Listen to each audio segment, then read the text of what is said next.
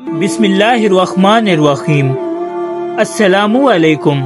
آپ علیہ السلام اللہ تعالیٰ کے بھیجے ہوئے رسولوں میں سے ایک رسول تھے۔ اللہ رب العزت نے آپ علیہ السلام کا قرآن پاک میں 6 صورتوں میں ذکر فرمایا ہے اور ایک پوری صورت آپ علیہ السلام کے نام سے نازل فرمائی۔ جب حضرت یونس علیہ السلام اپنی قوم کو عذاب الہی کی خبر سنا کر وہاں سے چل پڑے تو آپ علیہ السلام کے جانے کے تیسرے دن چاروں طرف سے عذاب الہی کے آثار نظر آنے لگے۔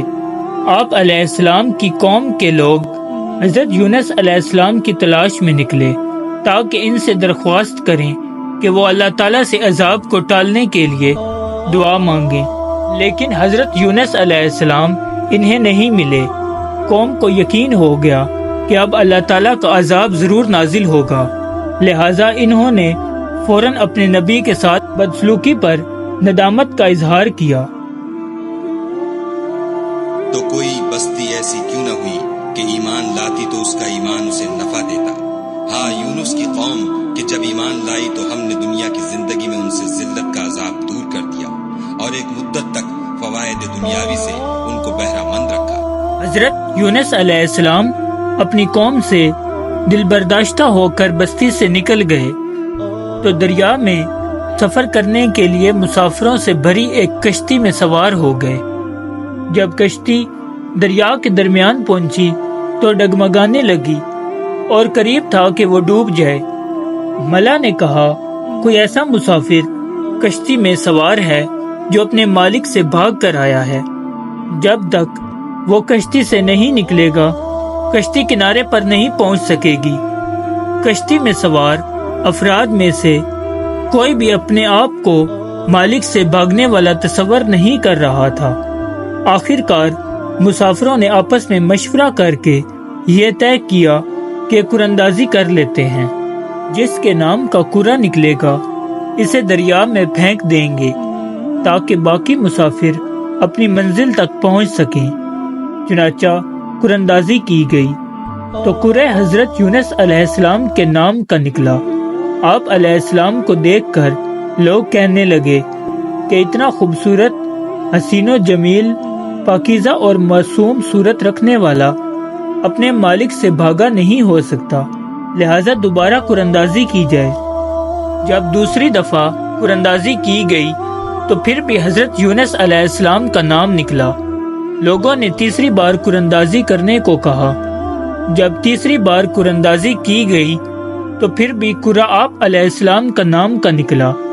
آپ علیہ السلام فوراً سمجھ گئے کہ اپنے مالک سے بھاگا ہوا غلام میں ہی ہوں، کیونکہ میں اللہ تعالیٰ کی اجازت کے بغیر اپنی بستی سے نکل آیا ہوں۔ لہٰذا آپ علیہ السلام نے خود ہی دریا میں چھلانگ لگا دی۔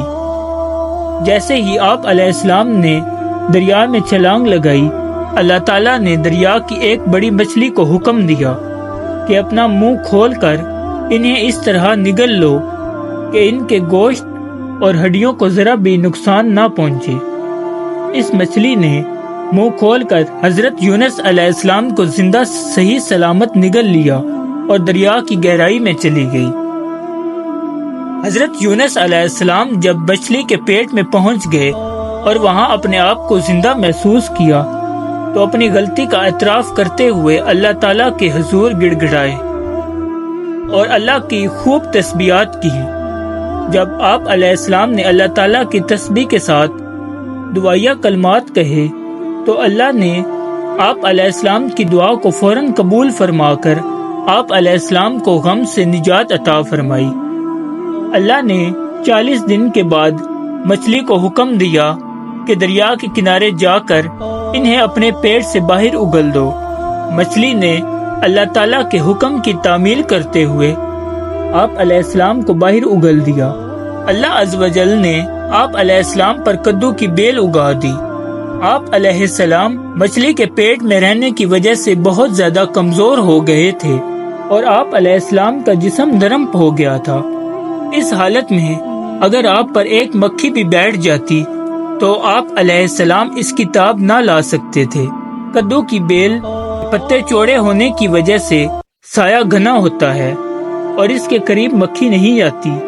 کے ساتھ ساتھ آپ علیہ السلام کے لیے ایک دودھ دینے والی ہرنی کو پابند کر دیا جو صبح اور شام آپ علیہ السلام کو دودھ پلانے آیا کرتی تھی، یہاں تک کہ آپ بالکل تندرست ہو گئے، اور جب واپس قوم کے پاس آئے تو دیکھا وہ تمام مسلمان ہو چکے تھے۔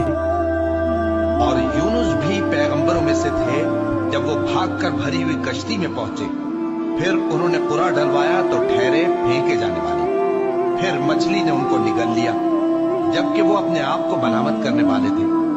پھر اگر وہ اللہ کی پاکی بیان نہ کر رہے ہوتے تو اس روز تک کہ لوگ دوبارہ زندہ کیے جائیں گے اسی کے پیٹ میں رہتے۔